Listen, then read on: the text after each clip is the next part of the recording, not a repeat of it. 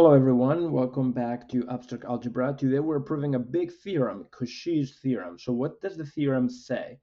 There's lots of theorems by Cauchy, but this one in particular is what we call Cauchy's theorem in group theory. And it says that if you have a finite group G and let P be prime such that P divides the order of the group G, then there is an element of order P. There is some G in G with the order of G being exactly P.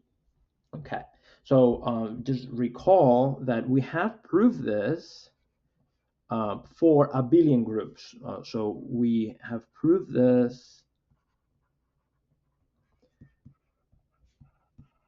when G is abelian as part of our proof of the classification of finite abelian groups. So what remains to do is to see what happens when G is non-abelian. And we're going to do this using what we've learned about group actions and the class equation. So let me show you the proof of Cauchy's theorem. Here's the proof. So we're going to use induction. So we are assuming that P is prime, that P be prime. And we are assuming that G is a multiple, the order of G is a multiple of P, so it's P times N. And what we're going to do is induction on that cofactor N, okay? So first of all, what happens if N is 1, our base case? Then G has order exactly P. So we know that groups of prime order are cyclic. So G is isomorphic to Z modulo P. It's cyclic, and therefore there are any non-zero element, any non-identity element will be a generator. So any G in G not the identity is of prime order, so it's at least prime order 2. So there's one element that is not identity, satisfies that it generates the entire group, and therefore the order of that G is P, and then we would be done. So now assume for the induction hypothesis, we're going to use a strong induction. Assume the statement is true for all the k's up to n minus 1, and let G be of order P times n. Great. Then we have, remember, the class equation.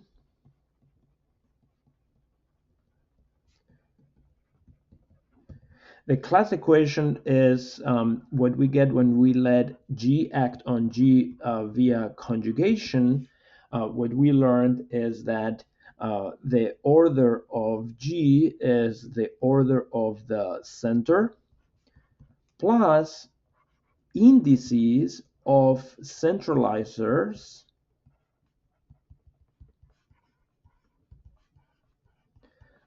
let's say up to k, for example, where each x1 through xk are representatives of the disjoint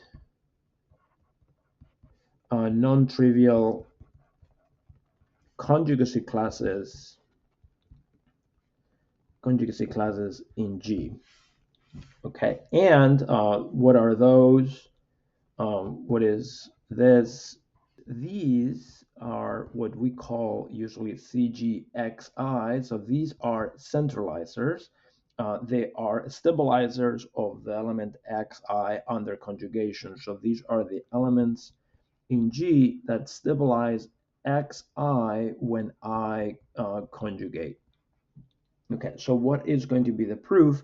the proof is going to have two cases. One, there is a P that divides the order of one of these centralizers, or none of these centralizers are divisible by P in order, in which case these are going to be divisible by P, and this is divisible by P, and then we're going to get that the center is divisible by P.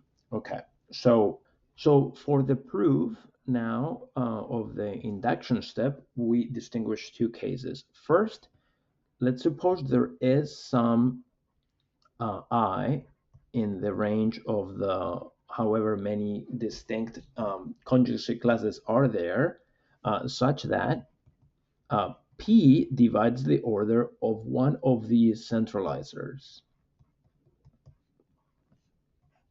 Okay. Now, I actually claim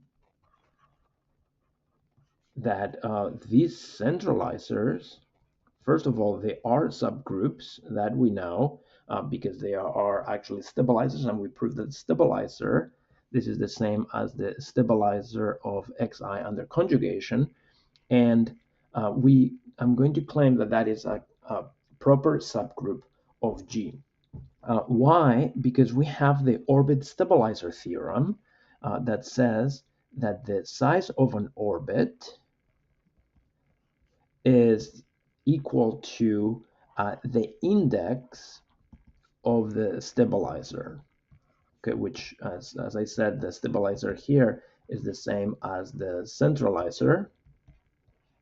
Okay, so since we know that this is a non-trivial orbit, then this cannot be 1. So if this was 1, if this was 1, then it would mean that that this is 1, but this is impossible. This is not 1 because xi is a representative of a non-trivial orbit under conjugation. So the size of the orbit has to be bigger than 1, which that implies that the index is bigger than 1, and therefore the centralizer is contained but not equal to all of G. Okay, so so that is a non-trivial subgroup, and since we have that this is a subgroup of G, P divides the order of the group. That implies that the order of this centralizer is P times M, and it has to be less than the size of G. Therefore, the induction hypothesis, remember that our induction hypothesis is that now the statement is true for every size, for every n, for every k. I guess here what I mean is that this is true for every group p times k with k less than n. So what this means then is that the induction hypothesis, the theorem is true for the centralizer by the induction hypothesis, and therefore there is an element in the centralizer of order p. But this is, since the centralizer is a subgroup of G, then G is in G with order P, and then we would be done. Okay, so that is the first case of the proof, which is when P divides the order, there is some I such that P divides the order of one of these centralizers. So what happens if none of these are divisible by P? That's our case 2.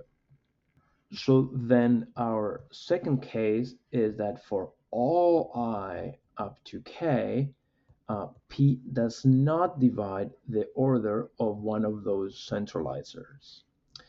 Now, I also know that because the centralizers are subgroups of G, I can use Lagrange's theorem to write that G is the order of the centralizer times the index in G of the centralizer. But I know that this is divisible by P. Let me write instead that this is 0 mod P. This is 0 mod P. I know that this is not 0 mod P because it is not divisible by P, so this is divisible by P.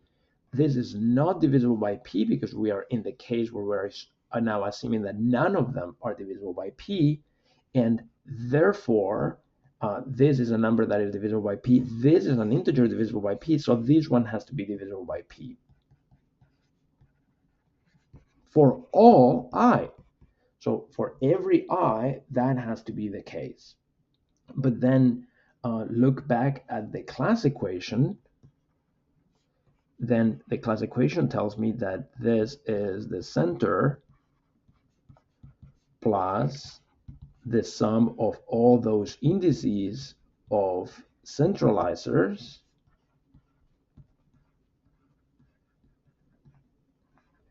But now this is 0 mod P, and this is 0 mod P, and this is 0 mod P. Hence, the size of the order of the center has to be 0 mod P.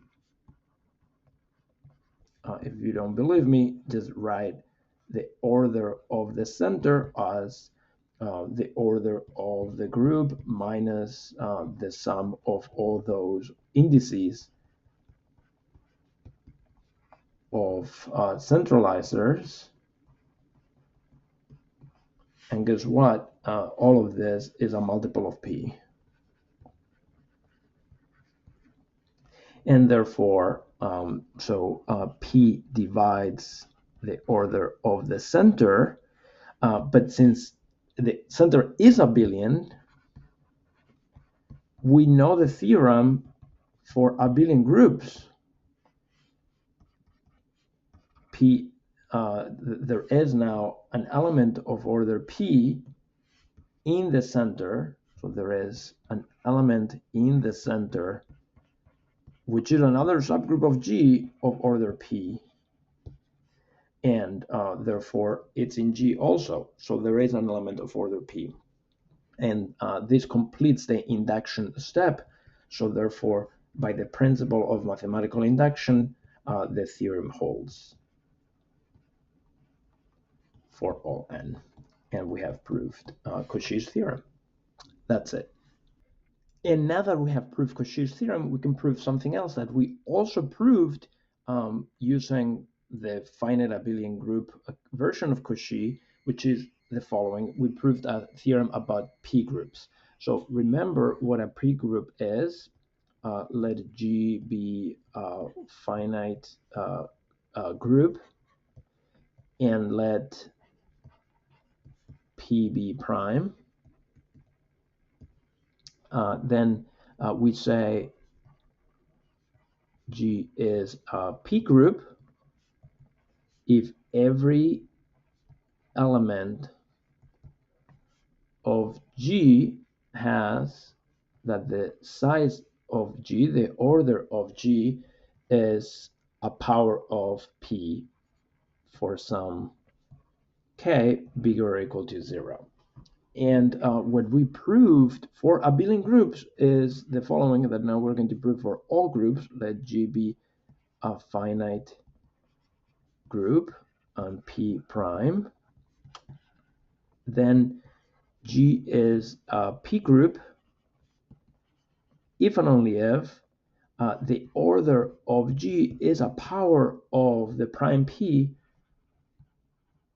for some n bigger or equal to 0. So let's see the proof. On one direction, suppose first that the order of G or the group G is a power of P, and let G be in G, then we know that the order of G is the order of the subgroup generated by G, and the order of a subgroup has to divide the order of the group by Lagrange's theorem. Okay, let me write that better because that's a mess. By Lagrange's theorem. Okay, and therefore, since the order of the group divides p to the n, that implies that the order of the group must be p to the k for some k bigger or equal to 0. How about the other direction? In the other direction, let's suppose G is a p group, and let's suppose that the order of G is not a power of this 1 prime, then there's got to be another divisor. Then there is some other prime, not P, such that Q divides the order of the group. Otherwise, if there was no other prime P, no other prime Q dividing the order of the group, it would be a power of P. So there is an element, a prime Q dividing the order of the group G. But then now Cauchy's theorem, which we just proved, implies that there is an element in G of order Q. So with size, the order of G is exactly Q. Let me clarify that that is a G. The order of the element G is Q, but Q is not P, and G is in capital G, which is a P group. That is a contradiction because they cannot be elements that are not of order a power of P. And therefore, we have reached a contradiction with this piece here. So the order of G must be a power of P, and therefore we're done, and that proves what we wanted to prove. Okay, so now we know that also for any finite group, a P group is a P group even only if the order of the group is a power of P. Great. So next, what I would suggest is that you go back and read the proof we just did for Cauchy's theorem, because we're going to do exactly the same strategy to prove the first Sylow theorem, the proof that there are P Sylow subgroups. So we'll do that in the next video. Bye-bye.